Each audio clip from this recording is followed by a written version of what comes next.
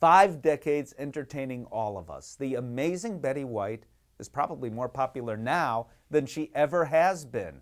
From her scene-stealing turn in The Proposal with Sandra Bullock, to her appearance in the Snickers Super Bowl commercial. And then there's that Facebook page urging all of us to say, yes, she should be on Saturday Night Live.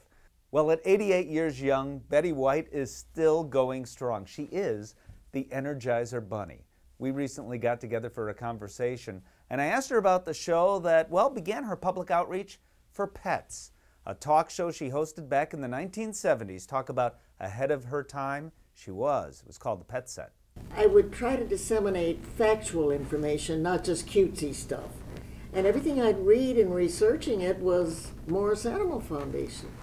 So one day they called me. They had seen the show. And I was so impressed that they called and they invited me to a board meeting in Denver.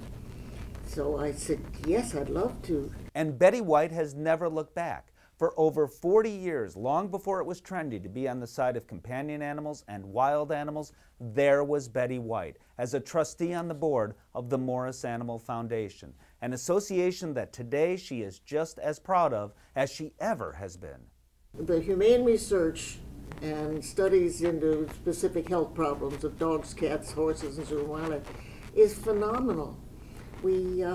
We've really made a difference, and I'm so proud to be here. So it's so wonderful when you've been with an organization for about 43 years that you're still proud of them today, that you haven't watched them, I'm still just, we go home from board meetings all geared up and keyed up. It's wonderful. You might have seen when Betty White was honored by the Screen Actors Guild. After all, it was on national television. What wasn't televised, but Betty says was even more emotional for her, was when the Morris Animal Foundation honored Betty White for a lifetime of achievement.